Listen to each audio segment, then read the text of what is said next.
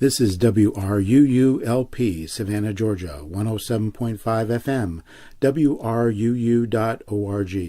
We are Savannah Soundings, community radio with global soul.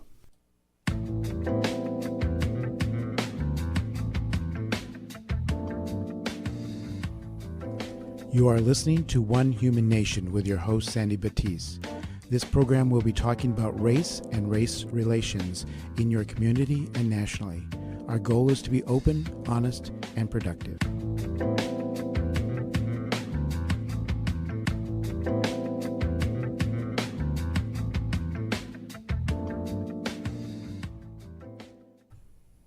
Welcome to the One Human Nation show. I am your host, Sandy Batiste, and thank you for joining our show today. Believe it or not, we're up to show 17, and I'm real excited about that because it just means that we got started and we're implementing, and things have been moving along incredibly well. Before we get started with today's show, keep in mind the viewpoints expressed in the following program are not necessarily those of WRUU, its license holder, or its staff. So as we get prepared for the guest that's going to be calling in today, it's really important to take a look at kind of where we are in our conversations and dialogues about race. And we've been talking about when do we get our identity around this thing called race, and whether you are white or a person of color, if you're born and raised in this country, you get an identity, and sometimes we don't realize that that's happened. So the guest that we have calling in today, she moved here from another country, and I've heard other people talk about not realizing really about this thing called race and racism in the United States, because not to say they didn't have problems in the countries that they were in, but that's not what they saw portrayed. In going through immigration classes, I've had people tell me it's not something, racism is not talked about as part of the curriculum in the education process.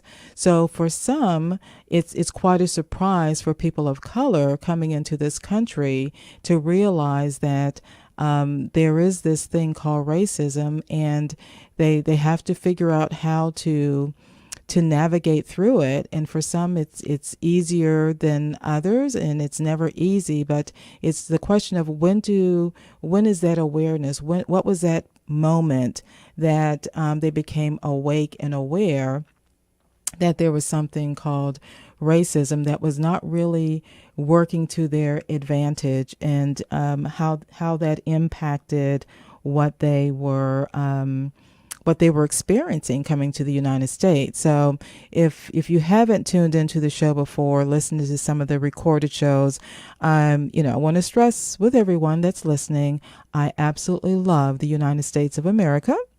And I am enjoying tremendously being back home in Savannah. So this is not about bashing the country that I live in the country that I was born and raised in. The whole focus in this show is what do we need to do to move towards becoming one human nation? And what we talk about is that we have to, number one, face the truth. What does that mean? And what is our history? And when I say our history, it's all of our history. It's not a Black history or white history or Native American history, or Japanese American history. It's our history, and facing the truth about that history, because, it has been twisted a little of how that history has been written, and we need to undo some of that. And in that vein, one of the things I've done on the One Human Nation website, and that's onehumannation.info, I've kind of tweaked the pages because sometimes subtly is not a good thing. So there's now a page that's called Undoing Racism. When you land at onehumannation.info, all of the show's recordings are posted there now. You don't have to click, you don't have to look for them. They're right there on the home page.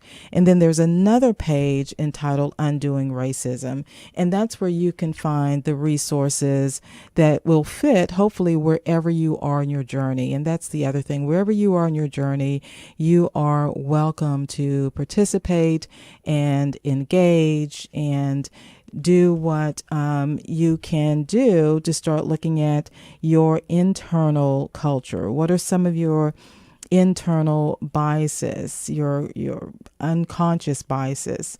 And I've referenced the book that is also posted on the Undoing Racism page, entitled "Why Are All the Black Kids Sitting Together in the Cafeteria?" And I'm going to continue referencing this book probably for quite some time, because I really love how the author kind of breaks down both sides of the fence, whether you're black, whether you're a person of color, whether you're white. I mean, she really gets into it from what she experienced as a psychologist, and explaining in such a way that is so interesting to me the development of racial identity. Because, when I think about when my racial identity developed, it's not only one point in time. It was several different things that occurred that shaped that identity being developed. And I think what's difficult, and she gets into this, especially if you're white, is that you may not even be aware that your how you view things have been developed from a dominant culture point of view. And there are some people, and even going through, and I like the way she breaks this down, so I think I'll do a better job just reading it as opposed to trying to paraphrase it. And this is on page 105 in the book, Why Are the Black Kids Sitting Together? And she's specifically talking about the development of white identity. And she states, "As we have seen, many white people experience themselves as powerless, even in the face of privilege. But the fact is that we all have a sphere of influence, and that is whether you're white or a person of color, there is some domain in which we exercise some level of power and control." And this came, this running into someone that was white and feeling powerless about their privilege. It was something just happened to me recently this week, and it wasn't a bad thing. It just kind of reinforced how having privilege is a very uncomfortable thing for a lot of white people to deal with. And I was specifically talking to a white male who was gay, and he made the comment, he's like, well, Sandy, there are places that I go and I don't feel comfortable, so I know how you feel. I know how you feel because I don't feel comfortable, I don't feel safe, and I totally get that. Here's the difference. There is a moment, there is an option, and maybe someone would notice that this person was gay, but that typically that may or may not happen. But for me, as a person of color, my color is immediately noticeable. I don't have the option of trying to mask if I was gay or lesbian. I don't have the option of trying to mask the color of my skin. Now, there are some people that have that option as a person of color because they are so light-skinned, so pale complexion that you would not know this. And so one of the shows where one of the guests, a Latina, Celeste, was talking about this, and how within the Latina culture there is a lot of colorism, the same way it is in the African American culture. There is this colorism that exists, and it speaks to how we define our identity and what is considered to be beautiful or good hair or your ability to learn based on, well, do you look intelligent? And looking intelligent typically means you look more white as the dominant culture. So I do want the reason why I emphasize over and over and over on this show about the importance of doing your internal work and reading. And our caller is calling in, so hold on. I'm going to take this call and we're going to go to break.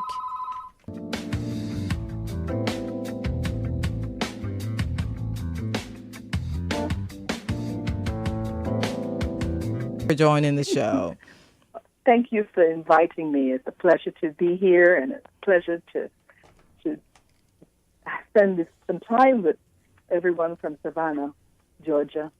And whoever else is listening. Yeah, and whoever else is listening, that's true. Right, so right. I'm here from Austin, Texas, and as I said earlier on, it's 30 years since I've been here, so I came here to go to school, and I went to a small private university, liberal arts university here in Austin. And I remember when I first came, it's just excitement of being in a new country and starting a whole new journey, a whole new chapter in my life. So that curiosity of finding out what's new and what's around me was just full. And I'm still like that today. I'm so curious about everything and everyone around me. And that's something that struck me when I came, because, again, I had that curiosity. Hey, how are you doing? And Austin. So what place sometimes. Yeah, so what year was that for Austin? I came here in 87. In 87. Okay. So I came there in like 83. So I actually beat you a little bit, but so I just wanted to give a context for the listeners. Yes. So it was still pretty small, and and I pretty much stayed on campus for the first while in school, and we had a small yet strong international student presence. So one thing that started my work, and which I still do today, is just a little bit more evolved, is that we would have this international club, and every month we would celebrate and learn about a different country. Okay. And learn culture, learn politics, economics, and it was just and get some food. People would prepare food. So it kind of built that awareness that, oh my gosh, there's lots of differences. Let's celebrate it. And that concept of celebrating who we are was something that I still value to this day, because when we look at someone who's different, we shouldn't be fearful. We should see what they have to offer, because they have richness of culture, richness of their background, and why not learn about it? And that has always stayed with me about being here, because when you see somebody different, it's like, we shouldn't be fearful. Right. We should be curious. So when you spend a lot of time, you did spend, and I can totally relate to that, because in your college years, when you're living on campus, it's like a different world, from the actual being engaged in the city. But did you notice differences or at what point did you notice, if at any, the differences in Austin outside of the, I guess, the security of the college campus? Okay, and this was very blatant, because while I was in school and as a foreign student, they would always say, be careful of the East Side, because, it's dangerous. And I remember my last semester in school, I did an internship, and this internship, it was at this organization, nonprofit, where we would go and work with pregnant women and talk to them about nutrition and exercise and preparation for the new baby. And I would go all around to all these different addresses, and a lot of them were in East Austin, and there's another little town close by, Del Valley. It's all these areas where a lot of low-income people live, and it was my first time exploring all these different places too, And it was a rude awakening to me. So for the listeners, just to clarify, in East Austin, at the time that Simone is talking about, was primarily African American and Hispanic. So, and that's where the fear was put in place that, oh, that's really the bad side of town, and that's why you were given that, caution to be careful. Because that was the perception that that's the bad side of town. But anyway, I just wanted to kind of interject that for the listeners. Right. And it also awakens something in me that I realized, oh my gosh, these people, right? Right. And it just paved a way for me too, because I was like, here it is. I was getting these messages throughout these years not to go there because, my safety was important. Right. But yet it was a whole different world, and it was a rich world. And I got my first job working in East Austin. Right. And that's where I stayed. I still work in East Austin till this day. I bought my house in East Austin.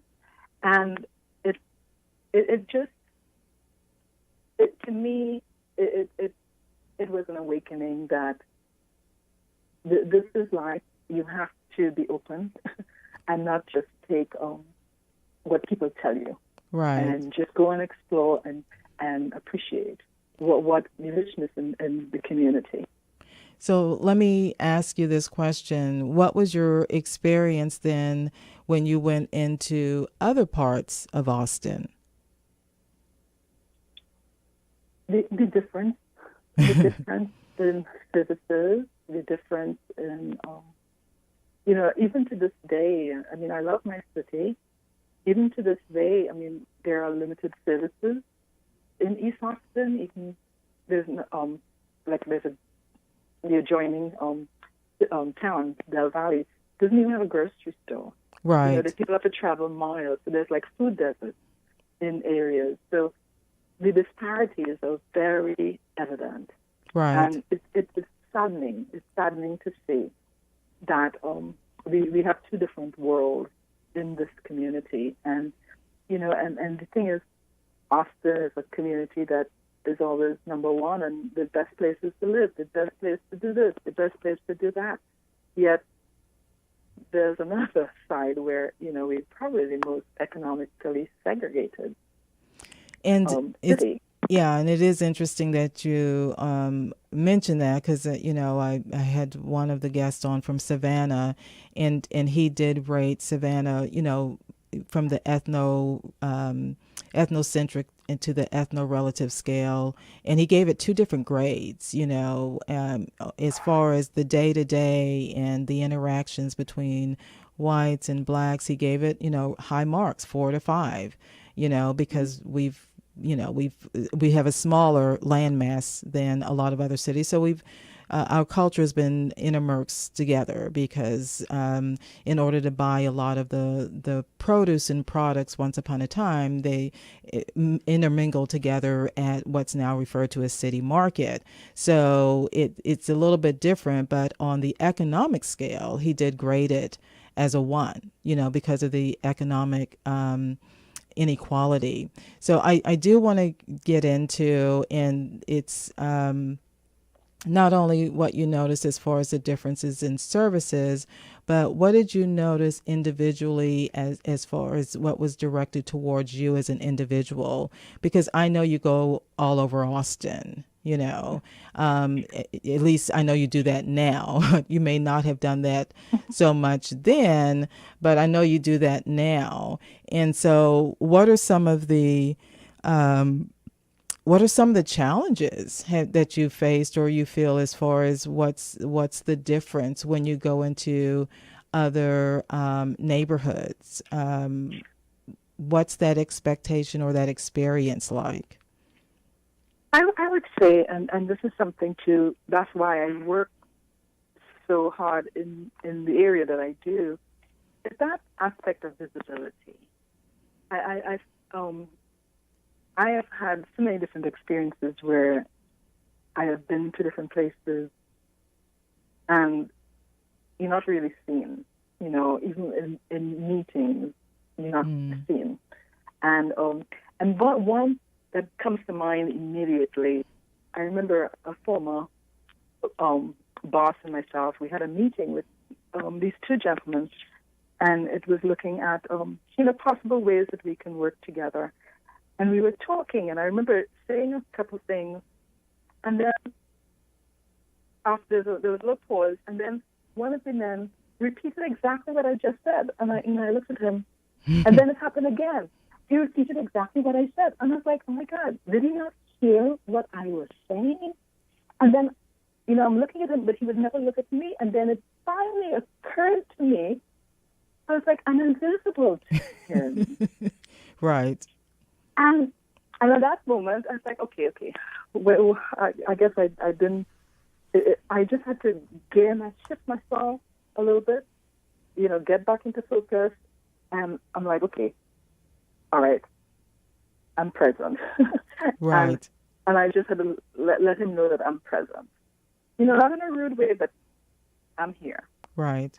And I find myself in situations where I have to make myself present, because a lot of times, I may be the only black person in the room, right, or sitting at the table, and sometimes it's very necessary to make myself present. And another thing that happened recently, and this was kind of shocking, I went to an event, and it was one of the local foundations here, and it was a evening event, and it was all these different donors. And I remember they had like a buffet table with all the appetizers and so, and you can access the table on either side. So I was on one side, and I was preparing a plate of food to myself. And this older gentleman was on the other side, and he was, he extended his hand to me, and he's like, "Is that a plate for me?" so I was like, "Oh gosh." So, and I was like, and this is where I have to do lots of praying, okay, and ask God to guide me, and just work with me. And I was like, do you want the plate? You can have it. Sure, I can fix myself another plate. And, because it's like, we don't know what we're dealing with. And, but what we could do is be gracious and work from there. And in the work that I do today, which we will talk later, it's a lot about, for me, it's taking some deep breaths and really pausing and finding out and asking God for guidance for me and how to, the best way of approaching the situation. And Simone, on that note, I think it is a good time for us to take a break. Believe it or not, we're at, in my world, the 5:30 mark. In your world, the 4:30 mark, because of the hour difference in time. So I think this would be a good time for us to take a break. But please hold on to stay on the line. And I'm just going to make a couple of announcements, and we'll be right back with you, okay? Savannah Sounding's programming is made possible by a grant from Sentient Bean, offering fair trade coffee, vegan and vegetarian food, and breakfast all day. Located at 13 East Park Avenue, across the street from the tennis courts at Forsyth Park. Our menu and special events listings can be found at sentientbean.com. As a business, if you enjoy our programming on WRUULP, please support the station with a donation. Let your customers, neighbors, and friends know that you share our vision of building a thriving community based on diverse, vibrant radio programming. As a business partner, our listeners will know you support Savannah's only broad-based community radio station. Become a tower sponsor or underwriter. To check out the levels of corporate sponsorship and to donate, go to www.wruu.org/corporate. Again, to check out the levels of corporate sponsorship and to donate, go to www.wruu.org/corporate. Thank you for listening to and supporting WRUULP. And we're going to go back with our guest, Simone, talking about her experiences transitioning into Austin, moving there from a different country. Simone, are you still on the line? I'm right here. Thanks, Okay, Sandy. perfect. So I think this is probably a good time to talk about, the type of work that you do now, because to me it is an area that I think all communities need to start looking at in what they can do in their community. And I think what's happened with this initiative in Austin and for Central Texas is kind of a good one to look at. So can you share with us what organization you work with, in your capacity, and what role you serve with them, and how that you constantly kind of have to walk that walk, even within this group that you work with? Right. So I serve as the executive director of a nonprofit called Interfaith Action of Central Texas, Mm-hmm. and we commonly call it IACT, IACT. Mm-hmm.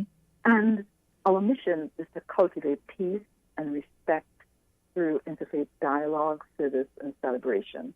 So everything that we do is all about breaking down the barriers that divide us. So we provide lots of different platforms where people can connect with each other. And when I say platforms, I mean like service. We have this service program called Hands-on Housing, and it was like our first program ever. And what it does, it brings people from diverse faith communities and organizations to work and repair homes of low-income homeowners. Okay. And the homeowners that we work with are primarily seniors, and many are widows, as well as people who live with disabilities. Okay. So you come and you work, and you know that your goal is to make this home safer for this person who's living here. So the energy around doing good is just an amazing feeling for the faith communities who want to put their compassion in action. So that's a great outlet for people to connect with each other.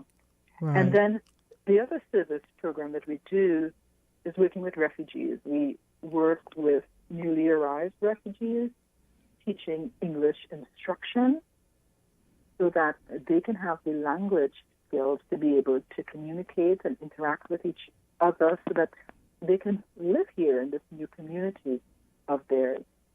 So they stay with us as long as they have enough language so that they can move on and take care of themselves and their families.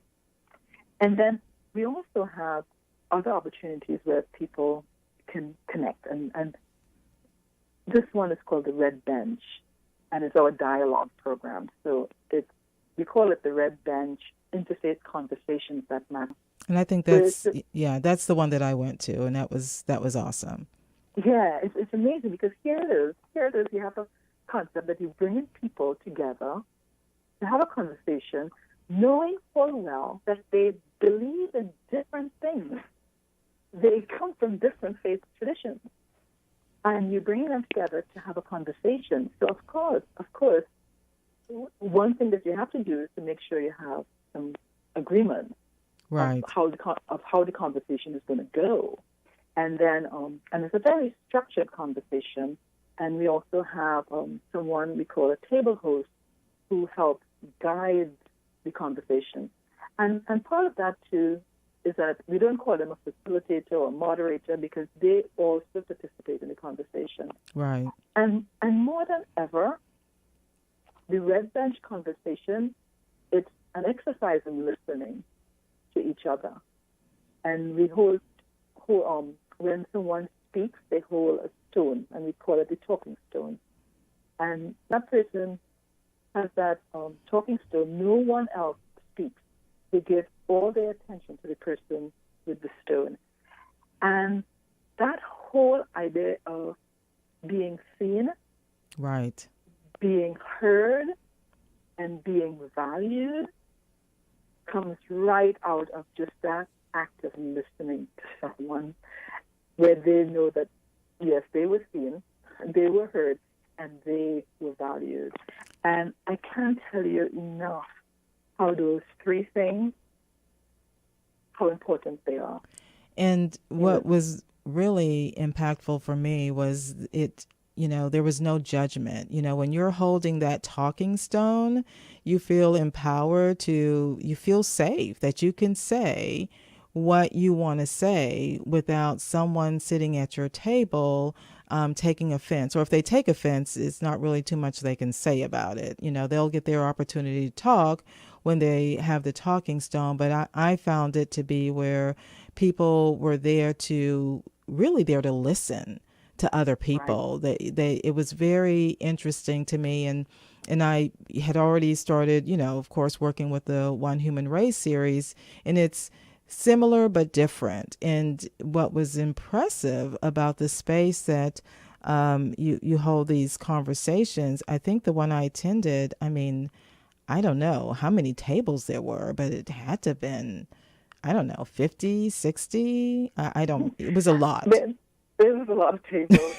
and the energy, can you imagine, say 25 to 30 tables in a room or more with about 8 people at a table. So you're hearing all this conversation going around. And the way the conversations are structured is in 4 different areas. And there's a part where we call it the spirited dialogue, which is like the third level of the conversation, where you get to interact with people. You can ask questions on what they said before. Right. But you still hold the conversation agreements where you don't talk over each other. You still listen intently. And usually by the middle of that, and that's usually about half hour, in the middle of that, the noise level just escalates. And that's because people have connected to each other. Right. And they're laughing, and they're like, oh my, yes. And just this change in dynamics is just amazing. And then the 4th part of the conversation is where we just close the conversation, bring it to a satisfying close. Right. And so go ahead. I don't remember how long these were. I don't remember. Time just flew by, so I don't remember. How long we had in these groups, but it was amazing how quickly time went by. It is. Normally, it's a 2-hour. We ask people to give 2 hours. So the first half hour is mingling, getting your food, because we always start with food, because we want to make sure people are fulfilled. They are satisfied. They have enough food to eat and something to drink. So that way they can just engage in the conversation. So everything is over within 2 hours. Right. And the whole aspect with this is that because, and with the bench conversations, we usually have a topic. And the topic, we kind of focus on what is universal virtues, like forgiveness or compassion or gratitude. And we also talk on current events such as privilege, religious intolerance, racial intolerance, justice. Right. And so people are coming at these topics from their perspectives, from their beliefs, from their own experiences. And when you speak from your own experience, not from somebody else's. Right. You speak your own truth. And that by itself is at a level where, people are brave and courageous, sharing themselves. And it allows you to connect to people at the heart. And normally, this may take months. And for some, it may take years to be able to build a relationship with someone at that level. And you get to do it in a couple hours. It's amazing, the love that you have for the people at your table, just that connection. And that's what it's all about. It's about seeing the humanity in the person sitting across the table from you. Exactly. And for us, it's just how do we provide these opportunities where people can get to see each other and probably see each other for the very first time. Right. Okay? And it was interesting when I first arrived there because, part of me when I go into, especially after living in Austin for a while, when I go to something, I hate it, when I think back on it, but I was kind of always in a defense mode. I was always kind of like, okay, let me get my, I kind of prayed up and let me just get in the right mindset because I just never know what, even though it should be a safe place, And so there was someone that was already there and they wanted me to sit at their table, and it was a volunteer with the One Human Race series. So I was like, okay, I was okay with that. So I went up to get my food, and this lady came at me, and she had the best of intentions, but she just like came up to me and was like, oh, I need you to sit at my table.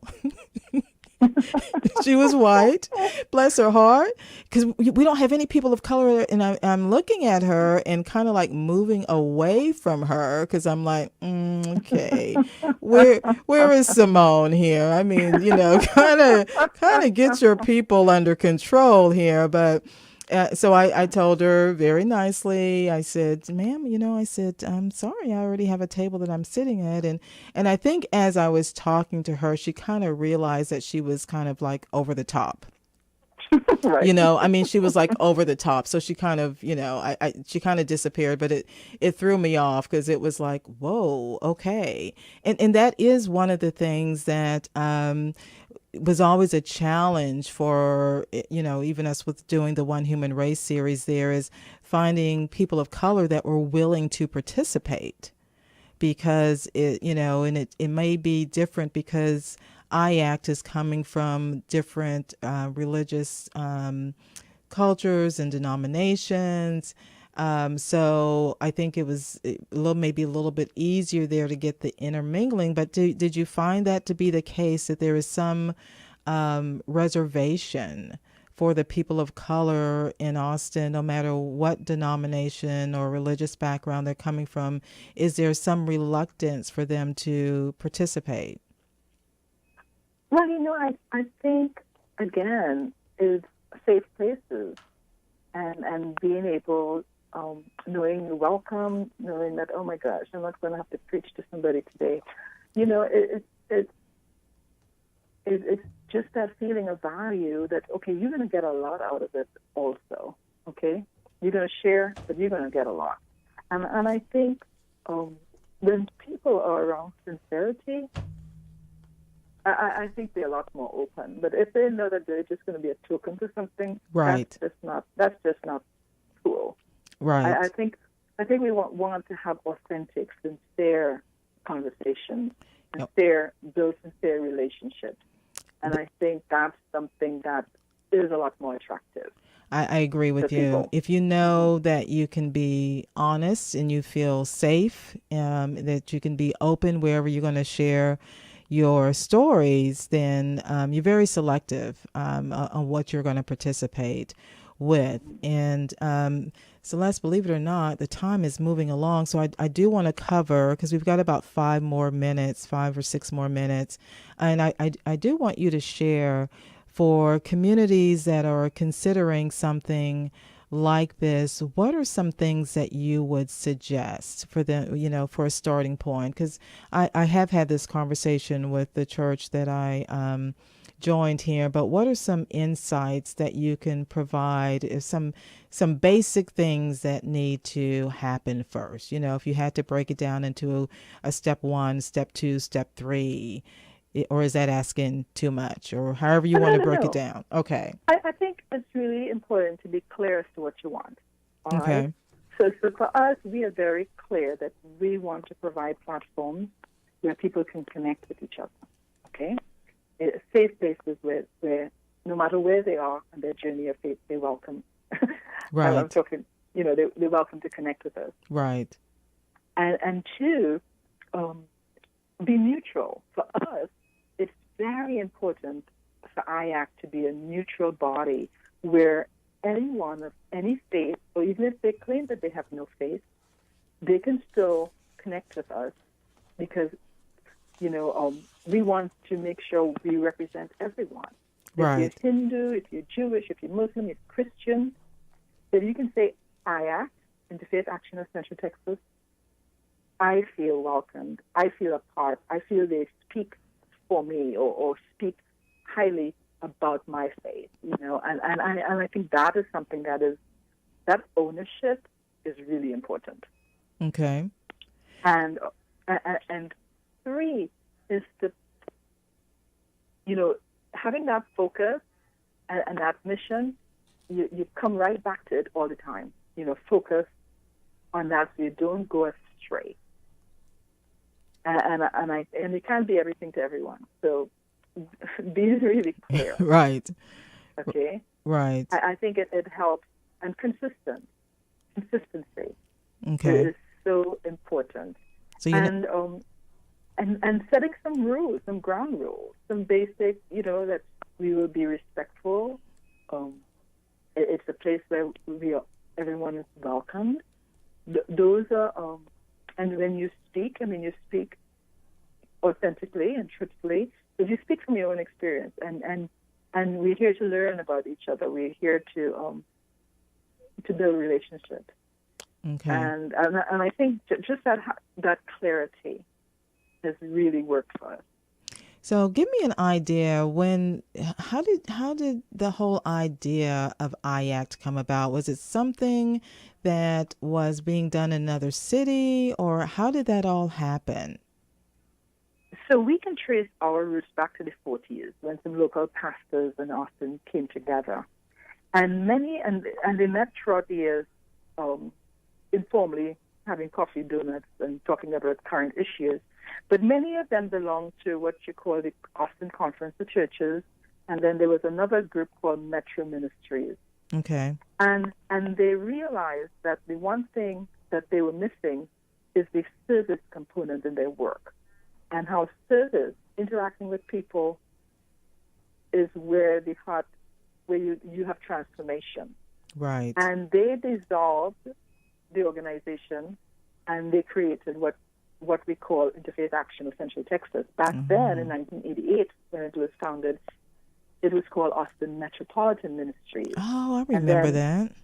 And then a decade later, it became Austin Area Interreligious Ministries. Okay. And then again, another decade later, it became Interfaith Action of Central Texas. And part of that, too, was to encompass the ever-changing demographic and geographic boundaries right. that we were reaching. And also to know that, yes, we need to expand, we need to grow, and there are different groups who are new. We need to reach out to them and connect with them and let them know that we want to know who they are and want to build relationships. Yeah, and I can see where definitely for Austin that would be beneficial because there's so many people moving into that city. It is easy to feel disconnected there. These organizations that you mentioned, I was like, oh yeah, I remember that. But I was curious. It was like, okay, how did that all come about? Because, as you know, with me moving back home to Savannah, I'm kind of looking around to see if there's anything already in place. Because, if there's something already in place, I don't like to reinvent the wheel. But I don't think I've found it yet. But I'm just very early in this. I call it the discovery and the curiosity phase, which I'm loving. It's like every day is new. Every day is new. And you know what? Every major city has an interfaith organization. And it's not too far. I mean, there's lots of online resources and connections there. So I mean, it can easily you can easily start one in the community, or just have an extension of some of the services that some of the interfaith groups do. And it could be as simple as organizing like a beautification of a neighborhood or beautification right. of a park or something where we can connect, bring people together and just do a service project. Right. Or even have a conversation. Hey, if you want to have a red bench, I'll be happy to come and do a red bench. Yeah, that's what I was trying to pull out of you. It was like, okay, Simone, how we're going to get you into Austin to kind of Savannah to kind of kick off, but yeah, so we may need a red bench down here in Savannah. That's what I'm getting to. We may need a red bench. So, I can't believe we are so out of time here. And there was a couple more questions that I really wanted to get into, but I do. You have an open door invitation to come back to the show. I guess that's what I'm getting to, because I think there's so much. I think there's so much more, especially as we continue, or I should say, as I continue on this journey in Savannah. I can definitely see where these conversations along this line would be very much needed and appreciated, as well as, I'm all for, not reinventing the wheel. Let's take a little from here. Let's take a little. And Savannah's different. I mean, it's different in so many ways from Austin. But unfortunately, the whole issue around racism and privilege is still here. I mean, it hasn't gone away. We just haven't gone through reconciliation in this country, period. Mm-hmm. It's not any particular city. I think some cities are worse than others, obviously. Mm-hmm. But overall, and I think it's, people they need to feel comfortable. And how can we even get started? We know it's not ideal, but how do we get started and be safe? For everyone to be safe, Mm-hmm. So, Simone, thank you so much again for your time. And I definitely appreciate you sharing your insights. And I feel hopeful, and I encourage you to keep moving forward in Austin. I know sometimes it can feel a little challenging there, but the work is phenomenal. So thank you for doing that. Thank you, Sandy. Yeah. Is there anything else you want to share with us as we get ready to close out with you? I would say just one last thing in regards to ways of connecting with each other. We just restarted this passport program where every month we go to a different congregation visiting, mm-hmm. and we just guest. And half hour before the service, we whatever congregation we visit, we ask them, tell us the basic tenets of the faith, a little bit about the congregation, what to expect during service, and then we have a Q&A, and then we go to the service. Oh. That has just been amazing, because we're all over the city. We're all over the city. Yes. And again, platforms that allow people to connect with each other and learn more about each other. We have lots of richness, and we need to share it. Let's share it. I like that. So on that note, Simone, enjoy the rest of your evening, and I'll be in touch in the near future. Thank you, Sandy, and thank you for all the amazing work you're doing. Thank you. Take care. Bye-bye. Thanks. Bye-bye.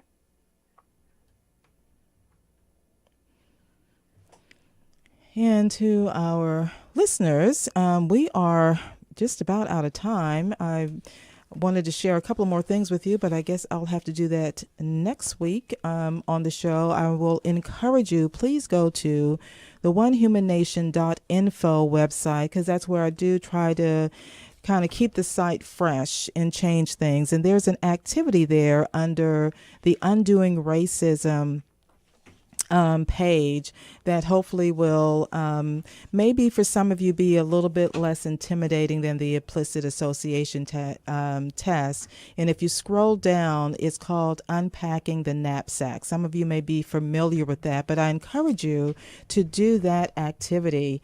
And you can always connect with me at my story at onehumannation.info. And coming up next is going to be Sound Limit. So I am going to sign out for today, and I hope you all have a wonderful evening.